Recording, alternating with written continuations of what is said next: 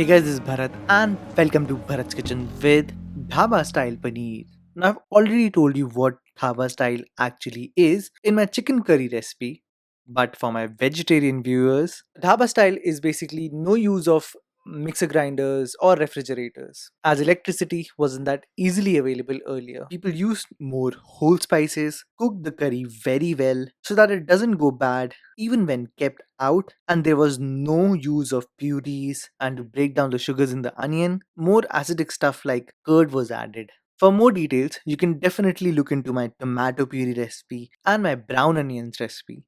But for now, let's begin with it. So first, we're gonna finely chop some onions, and you need to chop them as fine as possible so that they break down easily while cooking. Next, we're gonna need some strained curd, and trust me, curd is the key here to bring out that flavor. Further comes in some tomatoes, and rather chopping these, I'm gonna grate the tomatoes here. And grating has two benefits. First, you can easily get rid of the skin, which definitely has no purpose. And second, you get that puree like effect. See how a good chef can easily create shortcuts. Now for the whole spices, we're gonna use some readily available ones. So here I'm using some black peppercorns, some green cardamom, some dalchini, also add some cloves, few dried chilies.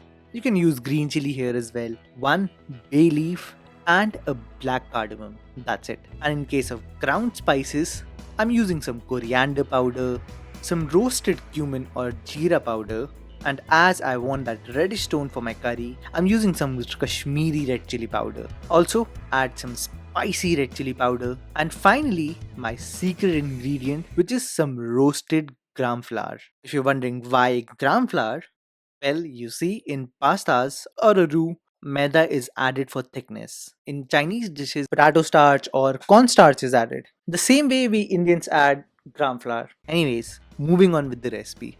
Since we're working on this assumption that in earlier times, dhaba didn't have electricity, which made it hard to store the paneer. So after cutting the paneer into big cubes, they used to lightly fry the paneer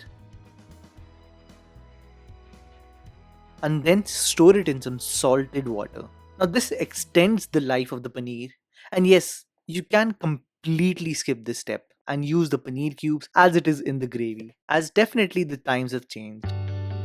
Alright, time to cook. So first, we're gonna dry roast our whole spices on a low flame just to give them that roasted effect. And when you start to smell the aroma of the spices, add some desi ghee. Now when the whole spices start to sizzle, add onions, and as I told you in my previous dhaba style recipe, you need to cook the onions very well. That is until they are golden brown. Okay, when the onions are about 80% cooked, add some turmeric powder and some ginger garlic paste and cook till well done.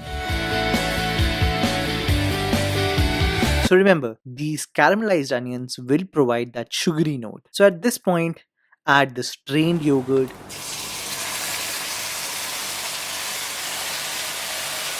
and again you need to cook it very well. Initially you'll notice the yogurt will start to lose moisture, but after about 5 minutes of cooking on a low flame, you'll notice the yogurt will start to thicken and also stick to the bottom. And definitely the oil will start to separate. So at this point, add our grated tomatoes and make sure you add some salt as well. And again, cook everything very well or until the oil starts to separate. So the crux of dhaba style cooking is basically to cook everything properly.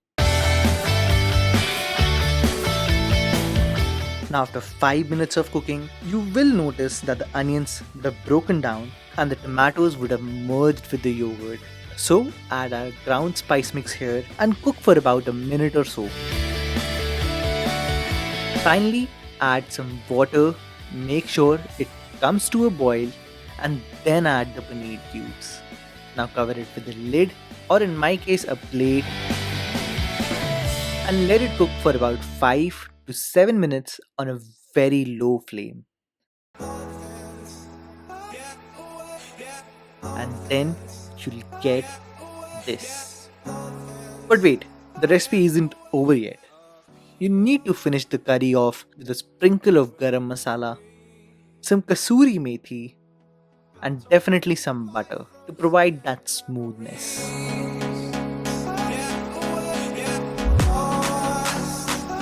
This looks amazing, isn't it? And you can see that the paneer is soft as well. So there you go guys, how to make dhaba style paneer.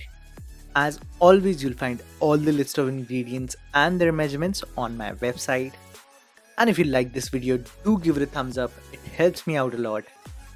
Until then, I'll see you all next time.